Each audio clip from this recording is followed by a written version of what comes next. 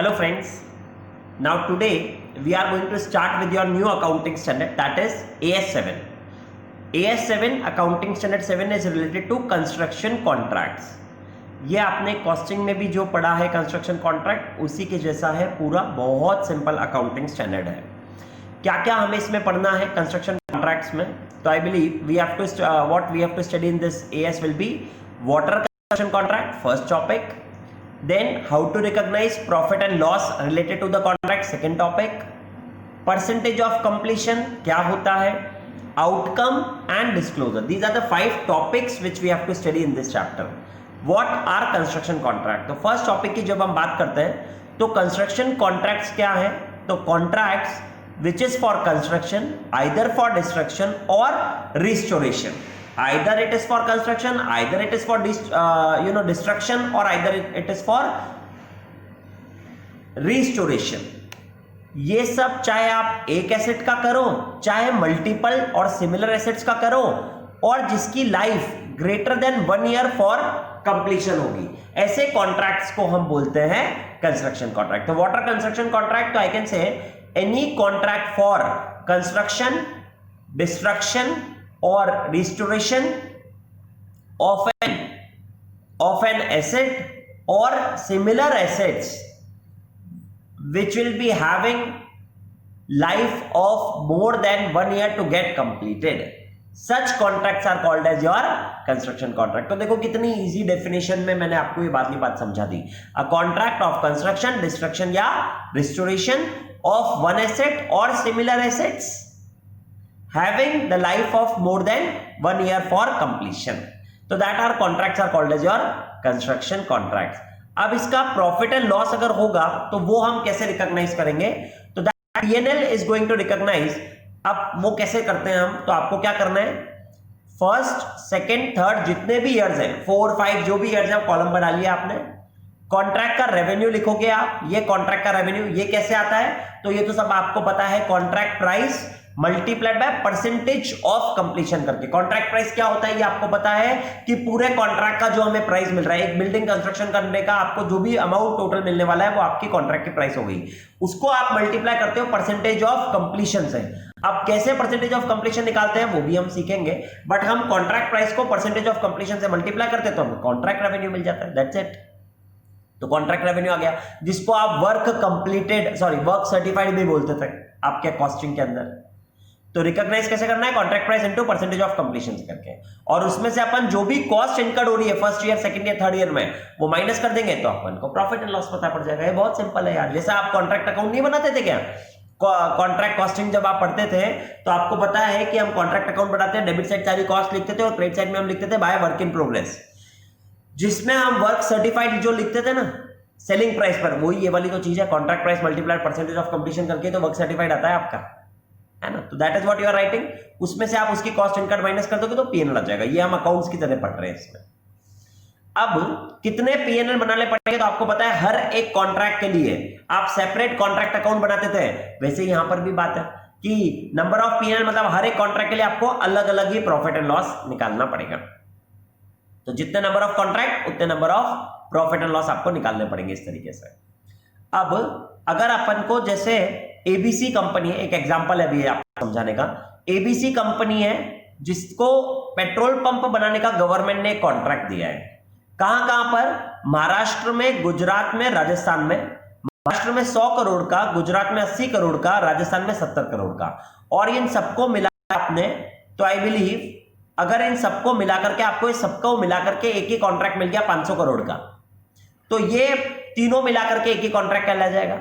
But अगर ये अलग अलग मिला है, 100 करोड़ इसका अलग, 80 करोड़ इसका अलग, 70 करोड़ इसका अलग, कॉन्ट्रैक्ट रेवेन्यू अलग अलग है, आपको पता है तीनों के अलग अलग, तो आई वुड लाइक टू से 3 कॉन्ट्रैक्ट हो जाएंगे. अब ये कैसे होगा कि इसको हम 3 कॉन्ट्रैक्ट माने या एक कॉन्ट्रैक्ट? तो आपको ये वाली बात बता दी, it will be considered as 3 contracts. ये तीनों कॉन्ट्रैक्ट अलग अलग कॉन्ट्रैक्ट कब होंगे? If following conditions are satisfied cumulatively. इसका मतलब जब ये सारी कंडीशंस, चारों कंडीशन एक साथ सेटिस्फाइड हो जाएंगी, तब जाकर के आप इन कॉन्ट्रैक्ट्स को अलग अलग कॉन्ट्रैक्ट मान सकते हो. बट अगर वो चारों कंडीशन में से एक भी कंडीशन अगर फुलफिल नहीं हो पाई, इनमें से एक भी कोई भी कंडीशन फुलफिल नहीं हो पाई, तो ये सारे कॉन्ट्रैक्ट्स सेपरेट कॉन्ट्रैक्ट नहीं हो पाएंगे। तो वो कंडीशंस क्या है? तो पहली बात, सब कॉन्ट्रैक्ट्स की, इन सबके, महाराष्ट्र में, गुजरात में और राजस्थान के सबके पेट्रोल पंप में कॉन्ट्रैक्ट रेवेन्यू अलग से पता होनी चाहिए। Revenue of each asset is known separately. दूसरा, cost of each asset is known separately. Of course ये बातें जब भी तो आप सब कॉन्ट्रैक्ट अकाउंट अलग अलग बना पाओगे, जब आपको रेवेन्यू पता होगा, जब आपको कॉस्ट पता होगी। There are more than one assets in the agreement. एक एग्रीमेंट जो आपने करा उसमें आपके पास एक से ज्यादा एसेट्स हैं। और साथ में contractor is in a position to accept one asset and reject the another asset. तो जब इस टाइप की चारों कंडीशन फुलफिल हो जाएंगी, तब आप हर कॉन्ट्रैक्ट्स के अगर कोई पार्ट्स है तो उनको आप अलग अलग कॉन्ट्रैक्ट मान सकते हो। जैसे एग्जांपल मैंने आपको बताया, एक गवर्नमेंट ने एक एबीसी कंपनी को महाराष्ट्र, गुजरात, राजस्थान तीनों में कॉन्ट्रैक्ट दिया पेट्रोल पंप बनाने का। तीनों का प्राइस मिलाकर के 500 करोड़ दे रही थी गवर्नमेंट, एक पूरा कॉन्ट्रैक्ट, तो वो एक ही कॉन्ट्रैक्ट हो गया। अगर सपोज करो बट आपको तीनों जो जगह के लिए कॉन्ट्रैक्ट मिले, उन तीनों का कॉन्ट्रैक्ट रेवेन्यू, कॉन्ट्रैक्ट प्राइस तीनों का अलग अलग है, तीनों की जो कॉस्ट इनकर होगी वो आप अलग अलग कर सकते हो, ठीक है ना। और एक एग्रीमेंट के अंदर ही एक से ज्यादा कॉन्ट्रैक्ट हो गए, है ना। और कॉन्ट्रैक्टर उन एग्रीमेंट में से किसी कॉन्ट्रैक्ट को ले भी सकता है और किसी कॉन्ट्रैक्ट को रिजेक्ट भी कर सकता है। अगर ये सारी कंडीशन फुलफिल हो जाएंगी तो वो सारे कॉन्ट्रैक्ट अलग अलग हो सकते हैं, वरना वो सारे कॉन्ट्रैक्ट एक ही कॉन्ट्रैक्ट रहेंगे। तो that is what you have also understood कि हम इन सबको कब एक कॉन्ट्रैक्ट मानेंगे और कब अलग अलग मान सकते हैं। कब मान सकते हैं अलग अलग? जब चार कंडीशन साइमल्टेनियसली cumulatively fulfill होंगी। Revenue of each contract can be separately calculated. Cost of the each contract can be separately calculated. In an agreement, there are more than one contract, and the last one will be contractor has the authority to select one contract and to reject the another contract. When such conditions are fulfilled, then these contract can be a separate contracts. चलो clear हो गया? Okay. अब हम आते हैं साहब percentage of completion हम कैसे निकालेंगे। तो परसेंटेज ऑफ कंप्लीशन निकालने के लिए आपके पास कई तरीके हैं। पहला मेथड होता है सर्वे मेथड। सर्वे मेथड मतलब आर्किटेक्ट आता है, जो हम कॉन्ट्रैक्ट कॉस्टिंग में करते थे, आर्किटेक्ट आता है, सर्वे करके जाता है और हमें एक सर्टिफिकेट दे करके जाता है कि इतना परसेंटेज ऑफ वर्क आपका कंप्लीट हो गया। That is called as your survey method. तो उसमें तो कभी भी सर्वे मेथड हुआ तो हमारे अकाउंटिंग स्टैंडर्ड करते टाइम तो हमें उसका परसेंटेज तो गिवन नहीं होगा क्वेश्चन में, क्योंकि वो तो आर्किटेक्ट सर्टिफिकेट दे रहा है हमें कि 30% कंप्लीट, 40% कंप्लीट, 50% कंप्लीट। तो that is called as your survey method. Second method होता है physical proportion completion method. Physical proportion completion method में क्या होता है, सपोज 3 फ्लोर थे आपके, उसमें से 10 फ्लोर, 3 फ्लोर पूरे कंप्लीट हो गए ऑफ 10 फ्लोर्स कंस्ट्रक्शन। 10 फ्लोर में से 3 फ्लोर पूरे कंप्लीट हो गए, तो आपको पता पड़ गया 3/10, दैट इज योर 30% आपका वर्क कंप्लीट हो गया। That is called as your physical proportion completion method. Physical proportion completion method मतलब हम फिजिकली चेक कर लेंगे भाई कितना वर्क हमारा कंप्लीट हो गया टोटल वर्क को देख करके, तो that is called as physical proportion completion method. And the other method can, the third one can be percentage of completion में कॉस्ट टू कॉस्ट मेथड। अब कॉस्ट टू कॉस्ट मेथड में क्या कर रहे हैं हम, तो जितनी भी हमारी टोटल कॉन्ट्रैक्ट की कॉस्ट एस्टिमेटेड होगी, टोटल 1 करोड़, 2 करोड़, 5 करोड़, उसमें से आपने अभी तक कितने करोड़ लगा दिए। आपकी टोटल कॉन्ट्रैक्ट की एस्टिमेटेड कॉस्ट थी, आपने एक 10 फ्लोर की बिल्डिंग लिया कंस्ट्रक्शन कॉन्ट्रैक्ट करने के लिए, उसकी आपकी एस्टिमेटेड कॉस्ट थी साहब 5 करोड़। आपको लगा 5 करोड़ लगाऊंगा मैं, मतलब 5 करोड़ मेरे लग जाएंगे कॉस्ट में। अब आज के 1 साल हो गया और उसमें अभी तक आपने 2 करोड़ रुपए आपके स्पेंड हो चुके हैं पूरे, तो आप परसेंटेज ऑफ कंप्लीशन कैसे निकालोगे, 2 crore divide by 5 crore into 100, यानी 40% वर्क आपका कंप्लीट हो गया। आप ऐसा मान सकते हो जितनी कॉस्ट आपकी इनकर हुई। This is called as your cost to cost method. तो I believe percentage of completion निकालने के 3 तरीके हैं। सर्वेयर जो आके देता है तो वह परसेंटेज गिवन ही हो गया। Second, physical proportion completion method, जिसमें हम फिजिकली देखते हैं कितना वर्क हो गया। और third, cost to cost method. Cost to cost method में आप क्या करने वाले हो, कॉस्ट टू कॉस्ट मेथड में actual cost divided by total estimated cost into 100 कर दोगे आप, तो आपको परसेंटेज ऑफ कंप्लीशन आ जाएगा। अब समटाइम्स क्वेश्चन में क्या होगा, आपको टोटल एस्टिमेटेड कॉस्ट गिवन नहीं है, तो अब हम क्या करेंगे सर, तो what we can do is very simply यार, जितनी एक्चुअल कॉस्ट इनकर्ड हो गई उसमें मैं प्लस कर दूंगा अगर फर्दर एस्टिमेटेड कॉस्ट। मैं फर्दर तो एस्टिमेट कर ही सकता हूं ना कि मेरे को कितनी कॉस्ट इसमें लगने वाली है, तो एक्चुअल कॉस्ट में जब मैं फर्दर एस्टिमेटेड कॉस्ट दोनों को ऐड कर दूंगा तो वो टोटल एस्टिमेटेड कॉस्ट बन गई। फिर actual cost divided by total estimated cost into 100 कर दिया तो मेरा आंसर है। ठीक है ना।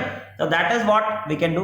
जैसे अब आपको इसमें करके बता दिया कॉस्ट टू कॉस्ट मेथड में, कॉस्ट इनकर्ड आपकी थी 70, 110 और 250, ये तीनों साल की आपकी कॉस्ट इनकर्ड है।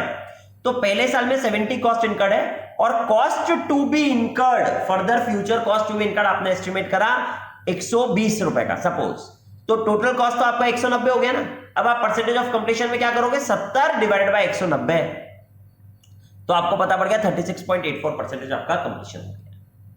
ऐसे ही 110 आपकी सेकेंड ईयर में इनकर्ड हुई और टू बी इनकर्ड आपको 90 और करनी थी इनकर्ड, तो टोटल मिलाकर के ये हो गया 200, तो 110 डिवाइड बाय 200 तो 55% आपको पता पड़ गया। और फिर 250 आपने इनकर कर दिया और अब टू बी इनकर्ड डैश है पूरी, तो इसका मतलब 100% पूरा कंप्लीशन वर्क कंप्लीट हो गया, तो 100% आ गया। This is how you can calculate by percentage cost to cost method percentage of completion, आप ऐसे निकाल सकते हो।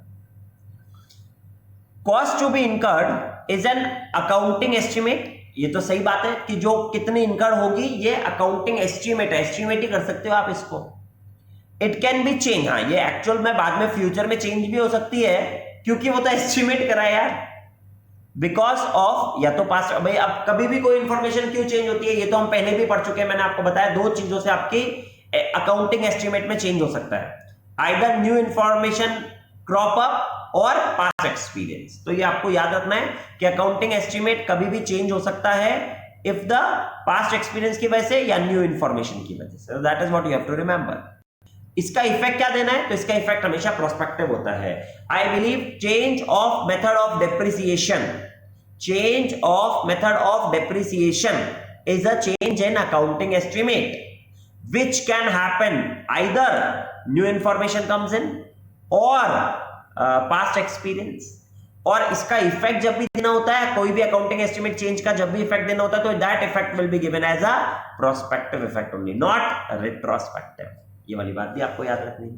तो I believe that what you have understood, ठीक है ना। अब आउटकम क्या आएगा, आउटकम मतलब जो आपने कॉन्ट्रैक्ट करा इसमें क्या होगा, तो आइदर प्रॉफिट होगा या लॉस होगा या फिर आपको पता नहीं होगा या तो प्रॉफिट होगा या लॉस होगा या आपको पता नहीं होगा। तो प्रॉफिट होगा तो कैसे निकालेंगे हम, तो आई बिलीव कॉन्ट्रैक्ट प्राइस जो भी है, टोटल कॉन्ट्रैक्ट प्राइस, अब ये कॉन्ट्रैक्ट प्राइस तो आपको पता है 500 500 500, एक एग्जांपल है इस चीज का। कॉस्ट इनकर्ड आपकी 75, 100 और 140 आपने कर दी है कॉस्ट इनकर्ड, ठीक है ना। अब कॉस्ट टू बी इनकर्ड 75 थी, फर्स्ट ईयर में कॉस्ट टू बी इनकर्ड 75, तो टोटल कॉस्ट कितनी हो गई, टोटल कॉस्ट आपके पास आ गई साहब 150, तो यानी 50% वर्क आपका कंप्लीट हुआ है, क्योंकि 75 डिवाइड बाय 150 करा तो 50% वर्क कंप्लीट हो गया। तो I can say contract price 500 है, तो उसका 50% निकाल लूंगा तो 250 रुपए का कॉन्ट्रैक्ट रेवेन्यू आ गया। उसमें से cost to be incurred 75 minus कर देंगे, तो 250 माइनस 75, 175 का मेरे पास प्रॉफिट आ जाएगा। ये रहा देखो 175 का मेरे पास प्रॉफिट है। आई बिलीव आपको समझ में आ गई ये बात, देखो दिख रही होगी आपको। पहले 75 ऐड करा, तो अब कितने का मैंने पीएनएल बनाने गए हम, तो हम मैंने पहले परसेंटेज ऑफ कंप्लीशन निकाला 50%। अब ऐसे दूसरा देखते हैं, देखो कॉस्ट इनकर्ड 100 कर दी, टू बी इनकर्ड 160 थी, टू बी इनकर्ड 160 थी, तो यानी टोटल कॉस्ट कितनी हुई सेकेंड ईयर, तो मतलब टोटल कॉस्ट कितनी हुई 260, तो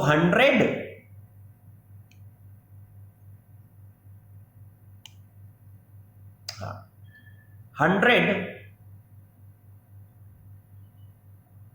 divided by 260, sorry, cost to be incurred I think 60 है, sorry not 260, it is 60 only, तो 100 divided by 160 total into 100, तो आपका परसेंटेज ऑफ कंप्लीशन देखो 62.5 आ गया, ठीक है ना। अब हमारा टोटल कॉन्ट्रैक्ट का रेवेन्यू कितना आएगा, तो 500 into 62.5, तो 312.5, ये आपके पास अभी तक का टोटल आ गया 312.5। अब इसमें से आपने कॉस्ट कितनी इनकर कर दी, तो आपने 100 रुपीज इनकर कर दी, तो इसमें से 100 माइनस कर देंगे हम, तो 212.5 आपके पास आपका प्रॉफिट आ गया। ये प्रॉफिट में से आप ऑलरेडी 175 रिकॉग्नाइज कर चुके हो, तो इस साल कितना करोगे, तो माइनस कर दिया आपने। ऑब्वियस सी बात है ना यार, जैसे जैसे कंप्लीट होता जा रहा है उसमें से कितना पोर्शन आप पहले ही प्रॉफिट रिकॉग्नाइज कर चुके हो, वो माइनस कर दोगे।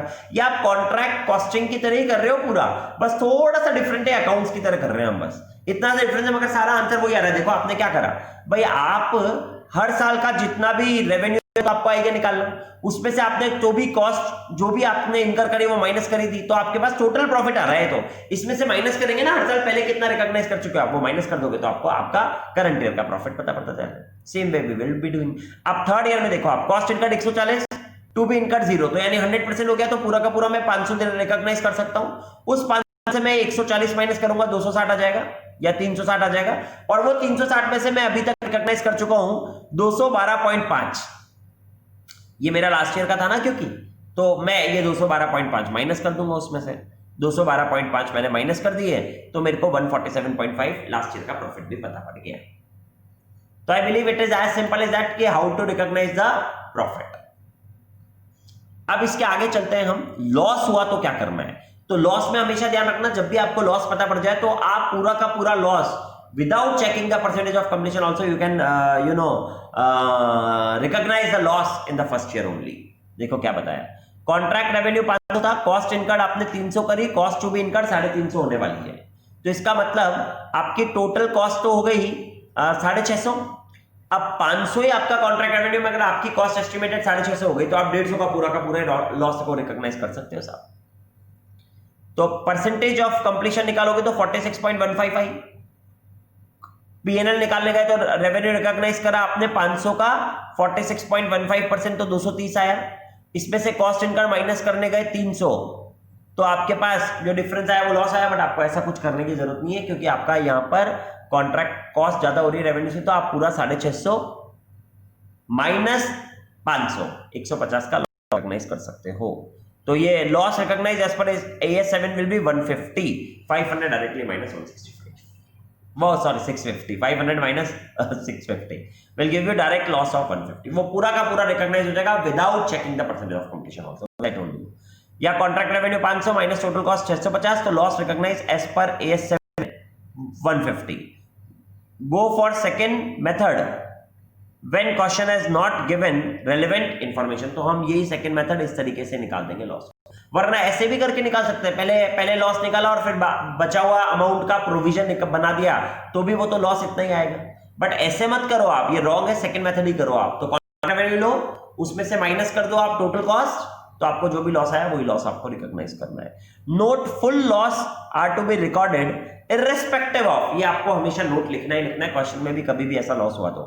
Percentage of completion, whether the contract has started or not, or profit under in any other contract, profit in any other contract, ये तीनों कंडीशन को देखते हुए भी तो भी आपको लॉस को रिकॉग्नाइज करना ही करना है। तो loss will be recognize irrespective of profit in any other contract, ठीक है ना, whether the contract has been started or not, and percentage of completion, ये तीनों को बिना देखे हुए ही आपको लॉस को पूरा ही रिकॉग्नाइज करना है। लॉस कैसे रिकॉग्नाइज करना है, दो मेथड होते हैं लॉस रिकॉग्नाइज करने के लिए। पहले क्या करो, आपको पता पड़ गया कि टोटल ज्यादा हो रहा है, तो पहले आप क्या करो, पहले परसेंटेज ऑफ कंप्लीशन निकालो, उतना परसेंटेज ऑफ कंप्लीशन से कॉन्ट्रैक्ट रेवेन्यू निकाल लो, उसमें से जितनी एक्चुअल कॉस्ट इनकर्ड होगी वो माइनस कर दो, तो आपको एक तो लॉस ये पता पड़ गया, और बचा हुआ जो एक्स्ट्रा लॉस अभी बचा उसका प्रोविजन बना दो, तो टोटल लॉस तो आपका 185 आ गया। दूसरा तरीका क्या है, दूसरा डायरेक्ट तरीका है। डायरेक्ट तरीका क्या है सर, तो टोटल एस्टिमेटेड कॉस्ट ले 650, उसमें से कॉन्ट्रैक्ट रेवेन्यू माइनस कर दो 500, तो डायरेक्टली आपके पास आंसर आ गया 150। तो डायरेक्टली भी आप कर सकते हो, और यही वाला मेथड फॉलो करेंगे अगर क्वेश्चन में और कोई इंफॉर्मेशन नहीं हुई तो। इसी के साथ 3 नोट लिखना है, that full loss will be recognized as per AS 7, full loss will be recognized irrespective of the following. First, percentage of completion, whether the contract has been started or not, and third, that profit in any other contract. ये तीनों conditions को irrespective of that loss तो recognise करना है first year में, पूरा complete loss. ये loss का तरीका हो गया। अब डोंट नो वाला पढ़ने की जरूरत नहीं है। तो आई बिलीव प्रॉफिट कैसे रिकॉग्नाइज करते हैं वो समझा दिया, लॉस कैसे रिकॉग्नाइज करते हैं वो भी मैंने आपको समझा दिया। Now I believe we can come to questions. तो let us see questions now of accounting standard 7। First question है, what are the disclosure requirement of AS 7 revised. तो अब डिस्क्लोजर रिक्वायरमेंट की बात करते हैं, तो I believe that is a theoretical question only. क्या क्या डिस्क्लोज करना पड़ता है आपको, तो कॉन्ट्रैक्ट का रेवेन्यू रिकॉग्नाइज हुआ, कॉन्ट्रैक्ट की कितनी कॉस्ट आपने इनकर करी है, ठीक है ना, आपका परसेंटेज ऑफ कंप्लीशन हो गया, आपको कॉन्ट्रैक्टी ने कितना अमाउंट एडवांस में दे दिया, तो ये चारों चीजें आपको रिकॉग्नाइज करके बतानी पड़ती है।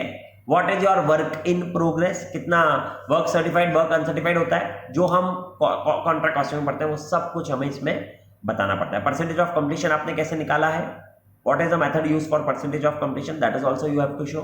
Contract revenue you have to show, contract cost जो भी आपने इनकर करी वो शो करनी पड़ती है।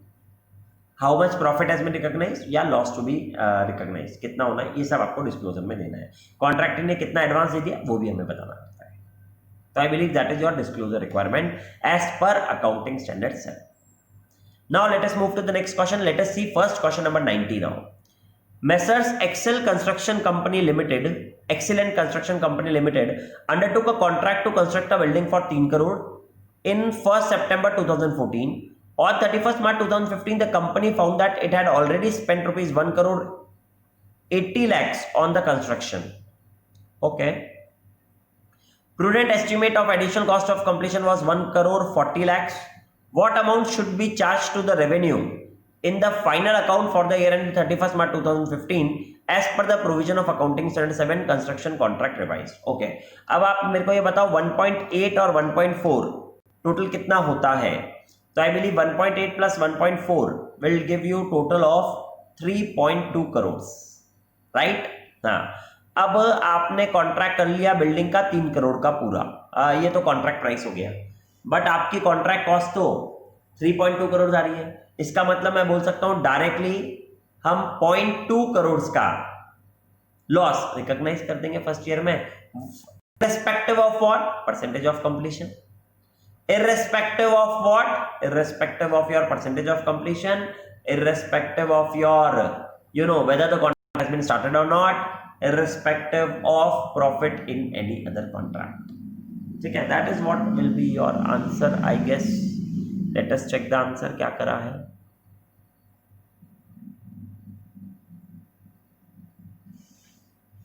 देखो, अब इसने वो तरीका अलग है मगर आंसर वैसा का वैसे निकाल दिया। देखो दिस क्वेश्चन भाई फर्स्ट पॉइंट तो ये आ जाएगा, this question relates to A7 construction contract. फिर इसने कॉन्ट्रैक्ट प्राइस बताया, कॉस्ट इनकर्ड बताया, कॉस्ट टू बी इनकर्ड बताया, टोटल परसेंटेज ऑफ कंप्लीशन निकालने के लिए इसने 1.8 डिवाइड बाय 3.2 कर दिया तो 56.25 आया। फिर कॉन्ट्रैक्ट का रेवेन्यू निकाल करोड़ को मल्टीप्लाई करके इतना आया, कॉस्ट इनकर्ड करा तो लॉस आपको बता दिया और साथ में प्रोविजन बता दिया, तो total loss as per A7 0.2 ही आ गया। वो अपने डायरेक्टली निकाल लिया था, आप डायरेक्टली निकाल सकते हो, मैंने आपको समझाया है। We can do directly also, but I hope you have understood this point also. Question number 90 में इसने कैसे करा है, चलो आगे आपको समझ में ना, आगे बढ़ते हैं। तो let us see question number 91 now after this। 89 करेंगे बाद में, 91 के बाद 89 करेंगे। तो let us see this 91 now। Messrs Highway Construction undertook a construction of a highway on 1/4/2013. Contract was to be completed in 2 years. The contract price was estimated at 150 crores. Up to 31/3/2014, company incurred 120 crores on the construction. Okay, the engineer involved in the project estimated a further of 45 crores would be incurred for the completion of the work. What amount should be charged to the revenue for the year 2013-14 as per the provision of accounting standard 7 construction contract? Show the extract of profit and loss account in the books of Messrs Highway Construction. Okay, तो again I believe in this question आपके पास contract price तो 150 करोड़ है, आपने 120 करोड़ लगा दिए और further 45 crore आप और लगाने वाले हो, तो 120 प्लस 45 165 हो गया, तो 15 करोड़ का आपका लॉस हो गया। वापस से आपका सेम आंसर आएगा ये तो यार, बट आई बिलीव अगर आपको पहले की तरह करना है तो आप पहले क्या करोगे, 120 divide by 165 percentage of completion, contract revenue 150 multiply percentage of completion करोगे तो कॉन्ट्रैक्ट रेवेन्यू आ जाएगा, contract price multiply by percentage of completion करोगे तो कॉन्ट्रैक्ट रेवेन्यू आ जाएगा। उसमें से जो भी कॉस्ट इनकर करी वो माइनस कर दोगे तो आपको लॉस पता पड़ेगा, उस लॉस में आप प्रोविजन और जो एक्स्ट्रा बचा हुआ है आपका वो लगा दोगे तो टोटल लॉस आपका 15 का ही आ जाएगा। Same answer. Let us read this question number 91 same way it has been done। 150 cost incur this 120 upon 165 72.22 72.72 contract revenue निकाला, कॉस्ट इनकम निकाला, लॉस आ गया और वो लॉस के साथ प्रोविजन बना दिया रिमेनिंग लॉस का और टोटल 15 करोड़ लॉस बता दिया एज पर अकाउंटिंग स्टैंडर्ड 7। आपका तो आंसर 15 करोड़ ही आना चाहिए था। Now let us move to your question number 89। Let us read this question. B Limited undertook a construction contract for 50 crores in April 2014. The cost of construction was initially estimated at 35 crores. Contract is to be completed in 3 years. While executing the contract, the company estimated the cost of completion of the contract at 53 crores. Cost of completion of the contract. Estimated the cost to completion of the contract 53 crore. तो चाहे total cost to be completion हो गया है, मतलब total estimated cost हो गया है. Can the company provide for the expected loss in the books of accounts for the year end 31st March 2015? Same question है. Yes, 100% company can apply for the, you know, can the company provide? Yes, 100% company can provide for the loss in the year 31st March 2015 only. And how much loss company is going to recognize? That will be 53 total minus 50 crores. तो 3 करोड़ का पूरा loss company बता सकती है. Note साथ में लिखना है. Irrespective of what loss can be recognised, irrespective of percentage of completion, contract has been started और not, and profit in any other contract. And that is your question number 89 का answer will be. अब इस बार आपको वो अलग से contract revenue और वो करके दिखाने की जरूरत नहीं है, क्योंकि ज्यादा इंफॉर्मेशन इस बार आपके पास क्वेश्चन में गिवन नहीं है. देखो ये रहा question number 89. This question relates to AS7 construction contract. Contract price 50 crore, contract cost incurred total estimated ले लिया उसने 53 करोड़ का. तो loss as per AS7 3 crore का आ गया. Full loss is to be recorded irrespective of percentage of completion, whether the contract has been started और not, और profit in any other contract. I believe that was your question number 18, and now we are left with last question, question number 92 of Accounting Standard 7. A construction contract has a fixed price contract for 9,000 lakhs to build a bridge in 3 years time frame. A summary of some of the financial data is as under. Initial amount of revenue agreed in the contract is 9,000 ठीक है. Variation in revenue 200 और extra मिले आपको second year में, और 200 rupees और extra मिले third year में. तो इसका मतलब आपका रेवेन्यू सेकेंड ईयर का 9,200 इसलिए हो जाएगा क्योंकि एस्केलेशन क्लॉज हो सकता है. आई बिलीव आपने कॉन्ट्रैक्ट कॉस्टिंग करते टाइम एस्केलेशन क्लॉज पढ़ा होगा कि इन्फ्लेशन होता है तो उसकी वजह से हमें एक्स्ट्रा अमाउंट देता है कॉन्ट्रैक्टिंग. तो that is variation in the revenue. Contract cost incurred up to the reporting date इतना ठीक है. Estimated profit for the whole contract, ये एस्टिमेटेड प्रॉफिट आ गया ठीक है. This one and this one, this is the estimated profit for the whole contract for the first year के लिए, मतलब सॉरी फर्स्ट ईयर के लिए टोटल एस्टिमेटेड प्रॉफिट आया आपका. एस्टिमेटेड प्रॉफिट होल कॉन्ट्रैक्ट का कैसे आता है? होल कॉन्ट्रैक्ट का एस्टिमेटेड प्रॉफिट आता है contract price minus estimated cost करके आता है वो, तो है ना. ठीक है. अब ये जो 2 स्टार मार्क है ना आपके पास, डबल स्टार मार्क, और इसमें सिंगल स्टार मार्क होगा 6168 के आगे भी, ठीक है ना. तो include ₹100 lakh for standard material stored at the site to be used in third year to complete the work, and उसके अंदर बता रहा है 8100 में exclude 100 lakhs for the standard material bought forward from the year 2. ठीक है. तो ये 6168 में भी एक स्टार मार्क करो. इसमें आपका इंक्लूडेड है 100 रुपए का मटेरियल जो नेक्स्ट ईयर में यूज होने वाला है. आपको पता है इसको मटेरियल एट साइट बोलते हैं. The variation in cost and revenue in year 2 has been approved by the customer. Compute year-wise amount of revenue, expenses, cost to complete, and profit or loss to be recognized in the statement of profit and loss as per AS7 revised. Okay. तो AS7 revised के आगे आपको साथ-साथ में revenue बताना है, expense बताना है, contract cost to be completed, to complete, estimated cost to be complete जो बच रहा है, और P&L आपको निकाल कर बताना है. चारों चीजें बतानी है आपको year-wise. ईयर 1, 2, 3, 4 के लिए. ठीक है. तो now let us see how we are going to do that, right. Okay. So now in this contract in this question number 92, how we are going to solve it. तो I believe ये तो आपके पास contract total contract price हो गया 9000, second year में 9200, third में भी 9200, ये टोटल कॉन्ट्रैक्ट प्राइस हो गया. इसमें से पहले मैं estimated profit for the whole contract जो है वो अगर मैं माइनस कर दूं तीनों साल का ही, तो मेरे पास टोटल एस्टिमेटेड कॉस्ट आ जाएगी फॉर 3 इयर्स 9000 माइनस 950, 9200 माइनस 1000 और 9200 माइनस 1000. तो I will be getting the total estimated cost for the year 1, 2, 3. Once I will get the total estimated cost, I believe उस टोटल एस्टिमेटेड कॉस्ट में से जब मैं cost incurred up to the reporting date this and this ये minus कर दूंगा, तो इसमें ध्यान रखना ये 6168 की जगह 6068 हो जाएगा और ये 8100 की जगह 8200 हो जाएगा। जब मैं ये माइनस कर दूंगा तो मेरे को ये पता पड़ जाएगा कि what is the estimated cost incurred. ठीक है ना। जैसे मेरे पास estimated cost to be incurred आ गया तो मैं परसेंटेज ऑफ कंप्लीशन निकाल सकता हूं। परसेंटेज ऑफ कंप्लीशन कैसे आएगा? Cost incurred up to date plus total estimated cost, same manner में ये वाली और सेम मैनर में ये वाली। जैसे मैंने परसेंटेज ऑफ कंप्लीशन निकाला साहब, तो नाउ आई बिलीव अब मेरा फॉर्मेट चलेगा year 1 2 3 particulars year 1 2 3 and then I will first write contract revenue. वो कैसे निकालूंगा मैं? हर ईयर के contract price multiplied by percentage of completion. तो that I will do for this and this, but while doing this and this वो 200 जो मेरे पास मिल रहा है वो मैं पूरा का पूरा सेकेंड ईयर में तो पूरा 100% से मल्टीप्लाई तो आएगा ही आएगा, और यहां पर मैं अलग से ले ही लूंगा उस 200 को क्योंकि वो इसी ईयर में मिल रहा है। या फिर मैं परसेंटेज ऑफ कंप्लीशन ही ले सकता हूं 9200 का भी, ठीक है ना। इससे कोई ज्यादा फर्क नहीं पड़ेगा। बट अगर ये वेरिएशन इन रेवेन्यू मेरे को पूरा एस्केलेशन क्लॉज है तो मेरे को ऐसे लेना है, बट अभी क्वेश्चन में मेंशन नहीं है तो हम 9200 का परसेंटेज ऑफ कंप्लीशन से निकाल देंगे रेवेन्यू। ठीक है ना दोस्त। वो निकालने के बाद what I will do is I will subtract जो भी हमारी कॉस्ट इनकर्ड हुई up to the reporting date, ये माइनस कर दूंगा मैं, तो मेरे को पता पड़ जाएगा कि how much is a profit. फिर वो जो भी प्रॉफिट आएगा उसमें से मैं माइनस करूंगा profit recognize in the previous year, तो मेरे को पता पड़ेगा profit to be recognize in PNL as per A7। That's it. चलो अब हम आंसर दिखाते हैं आपको।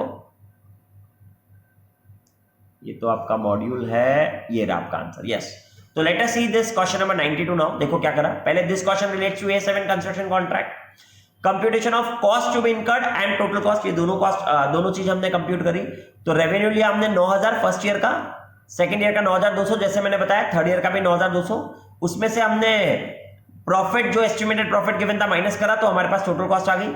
उस टोटल कॉस्ट में से हमने कॉस्ट इनकर्ड 2093, सेकंड में 6068 करा, 6168 नहीं करा, 6068 करा, और थर्ड में 8200 कर दिया। तो जब मैंने माइनस करा तो मेरे पास ये कॉस्ट टू बी इनकर्ड पता पड़ गया, और फिर मैंने परसेंटेज ऑफ कंप्लीशन निकाल दिया। साहब कैसे निकाला? Cost incurred divide by total cost, cost incurred divide by total cost, cost incurred divide by total cost, तो परसेंटेज ऑफ कंप्लीशन आ गया। फिर मैंने क्या करा? परसेंटेज ऑफ कंप्लीशन आ गया तो मैंने प्रॉफिट एंड लॉस अकाउंट बनाया, कॉन्ट्रैक्ट रेवेन्यू निकाल लिया। 9000 का जितना परसेंट था 26%, 9200 का 74% और 9200 का 100% पूरा का पूरा। इसमें से कॉस्ट इनकर्ड को माइनस कर दिया तो प्रॉफिट पता पड़ गया। उस प्रॉफिट में से प्रॉफिट ऑलरेडी रिकॉग्नाइज को माइनस कर दिया तो प्रॉफिट रिकॉग्नाइज। ये मेरा क्वेश्चन पूरा सॉल्व हो गया सर। अब इसके आगे मैंने आपको ये डिस्क्लोजर्स भी बता दिया इसी क्वेश्चन में कि डिस्क्लोजर क्या क्या देना पड़ता है। तो पहले परसेंटेज ऑफ कंप्लीशन का देना पड़ता है, साथ में मेरे को डिस्क्लोजर में क्या देना है, तो मेरे को कौन सा मेथड यूज करा परसेंटेज के लिए वो बताना है। Method use for percentage of completion तो हमने अभी कॉस्ट टू कॉस्ट मेथड करा है। उसके बाद हमें क्या बताना है, कितनी रेवेन्यू रिकॉग्नाइज करी, कितना प्रॉफिट रिकॉग्नाइज करा और कितनी कॉस्ट इनकर्ड करी, ये बताना है। इसके बाद एक लास्ट पॉइंट जो मैंने आपको बताया, अमाउंट ड्यू फ्रॉम कॉन्ट्रैक्टी या अमाउंट ड्यू टू कॉन्ट्रैक्टी, ये हमें बताना है। Gross amount due to customer और gross amount due from customers. अब ये कैसे निकालते हैं सर? तो now for that purpose let us see this your module. देखो आपके मॉड्यूल में ये वाली बात बता रखी है कि ग्रॉस अमाउंट ड्यू और ग्रॉस अमाउंट कैसे निकालते हैं हम ये। तो I believe let us read the disclosure part. Here it is, this is your disclosure part given. Now you can check what has been given to us. कैसे निकालना है gross amount due from customer और gross amount due to customers of the work कैसे निकालना है। तो सबसे पहले कॉस्ट इनकर्ड लेना है, इसमें ऐड करना है रिकॉग्नाइज प्रॉफिट, या अगर आपने कोई लॉस रिकॉग्नाइज करना है तो वो माइनस कर दो, और साथ में माइनस करो आप प्रोग्रेस बिलिंग्स, जो भी आपने प्रोग्रेस बिलिंग्स करी वो माइनस कर दो। तो डेफिनेटली यार बहुत सिंपल सी बात थी है कि cost incurred plus profit recognize is nothing but contract revenue only ना। तो कॉन्ट्रैक्ट रेवेन्यू और कंपेयर करो आप प्रोग्रेस बिलिंग को, आपने उनको कस्टमर्स को बिल कितने का भेजा हुआ है वो आप कंपेयर कर लो। अगर कॉन्ट्रैक्ट रेवेन्यू ज्यादा है, आपने जितने का बिल भेजा उससे कॉन्ट्रैक्ट रेवेन्यू ज्यादा है, तो इसका मतलब सिंपल सी बात है that is amount due from customer हो गया। और अगर आपने बिल ज्यादा का भेजा हुआ है और कॉन्ट्रैक्ट रेवेन्यू है आपका, तो इसका मतलब सिंपल सी बात है कि आपको पता पड़ गया that is amount due to to customers हो जाएगा वो फ्रॉम कस्टमर्स की जगह, बट दैट इज लायबिलिटी या एसेट आपको पता। If the above amount is positive, भाई आपका रेवेन्यू ज्यादा आ रहा है तो अमाउंट ड्यू फ्रॉम कस्टमर हो गया, और अगर आपने बिलिंग ज्यादा कर रखा है उनको तो अमाउंट इज नेगेटिव, तो gross amount is due from customer, due to customers होगा, वो रॉन्ग दे रखा है आपके मॉड्यूल में। अरे बहुत सिंपल सी चीज थी यार ये, समझ गए ना। और यही सब चीज आपको डिस्क्लोजर में बतानी पड़ती है जो मैंने आपको बताया। प्रोग्रेस बिलिंग तो क्वेश्चन ही देगा हमें कि हमने कितने का बिल बना रखा है, ठीक है ना। तो अगर आप अभी उस वाले क्वेश्चन में आगे पढ़ोगे, वो डिस्क्लोजर रिक्वायरमेंट मैंने एक एग्जांपल में बताया कि प्रोग्रेस बिलिंग में अगर क्वेश्चन ही बताता है, तो अभी हमारे पास अगर कभी क्वेश्चन में प्रोग्रेस बिलिंग होगी तो हम कॉन्ट्रैक्ट रेवेन्यू से डायरेक्टली उसको कंपेयर करेंगे। अगर हमारा कॉन्ट्रैक्ट रेवेन्यू ज्यादा है हमारी बिलिंग से तो अमाउंट ड्यू फ्रॉम कस्टमर्स है, अगर हमारा बिलिंग ज्यादा है हमारे रेवेन्यू से तो अमाउंट ड्यू फ्रॉम कस्टमर्स की जगह टू कस्टमर्स हो जाएगा। And I believe by this your accounting standard 7 is over. Module के सारे क्वेश्चन आप ट्राई करो, एग्जैक्टली सेम होंगे। कोई भी डिफिकल्टी आ रही है कोई भी क्वेश्चन में तो again you can call me. Thank you very much friends.